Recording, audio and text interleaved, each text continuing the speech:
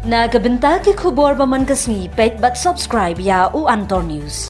Play fi baro kini kilong ki khubor bom takasngi. U MLA ka VPP uba Ardent milar basoi moi ula Dawa na ka sorkar ban pen phai halor ka tandar praspa san po Klur jong ka benta ka ba ar ka ba ka New Shillong Township Water Supply Scheme. Ula bu jingkali ba balai lapan mi ya project kum ka wei ka package ka ba he. Kabala ban khanglat ya ki contractor try jela ban ya kun.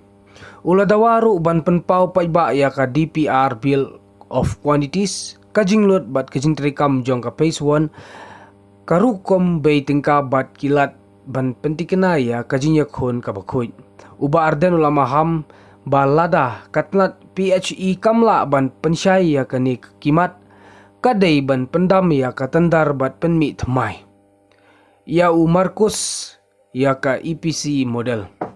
Haba jubau menteri ka PHE Marcuise and Marak ula ongba ka Jingkhuid ya ka project hakawai ka EPC contract kan pensuk ya ka jingya trailang jingpek ngor bat ka jingkit khli ula ongba ki benta jong ka project ki dai lan bat don kam tang uwei contract ban pentikena ya ka umbam ka bayai arp sa kontah ringkat ka jing penyait bat sumar ya ka sistem selema license kad kum menteri kajim pihak ya kakam syab bobon ki kontraktor kan wonra ya kajing hak permit kajing kenra surok kajing penbahaya kajing bu jingkit kli habami kajing thot. Allowing me to raise this zero on notice. Sir, this is not merely a question of a tender, sir. It is a question of rupees 850 crore of public money and of the government's responsibility to ensure that every rupee is spent transparently, economically, and in the best interest of the people. So I feel that the government cannot simply say that a tender has been floated, therefore everything is in order. The official tender for New Shillong Water Supply Scheme Phase 2, Part A, valued at about 850.58 crore, was issued on 31st July 2026, with bids scheduled to close on 28 August 2026. Therefore, sir, I feel this is precisely the stage at which this House must demand answers before the contract is awarded and before the state becomes financially committed. Sir, it has come to my knowledge that the government had assured the local contractors association that tender for phase 2 would not be invited in one single package, particularly when the nature of works, several components do not involve highly specialized technical work. So if that assurance was indeed given, the government must explain why the project is now being tendered in this manner.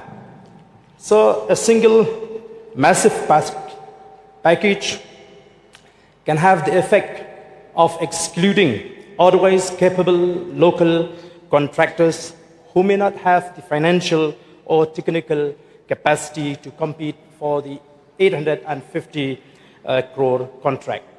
The issue, therefore, is not whether local contractors should be given an unfair preference.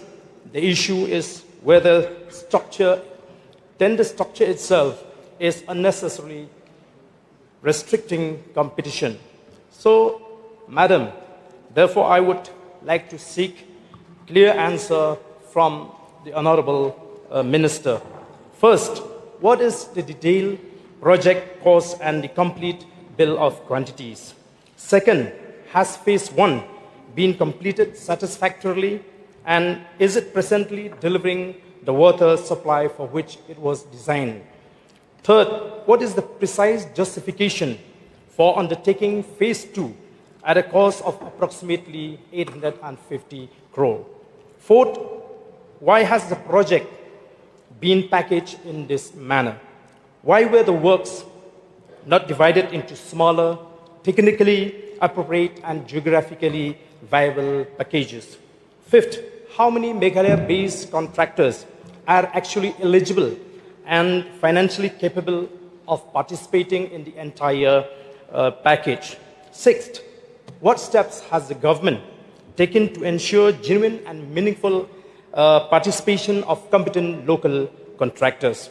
7, what safeguards have been put in place to ensure that the tender process produces genuine participation and the best value for public money? Madam, there's another serious financial question which cannot be ignored. The government has acknowledged that pending bills of contractors implementing Jal Jeevan Mission have crossed 900 crore. If the state government is already carrying such a substantial payment burden, the government must explain how it proposes to finance another project of approximately 850 crore without creating further financial stress. Madam, 850 crore is not merely a figure in a tender document. It is the taxpayers' money. Every rupee must be justified, every process must be transparent, and every contract must deliver value to the people of Meghalaya. I therefore urge the government to place before this August House the detailed project report, BOQ, the Phase 1 expenditure and performance details, the justification for the present tender structure, the financial plan and funding pattern for Phase 2 before the contract is finally awarded. Failing which, Madam, I strongly feel that the department has to cancel this bid and go for retendering in order to be able to address all these concerns. Thank you, Madam.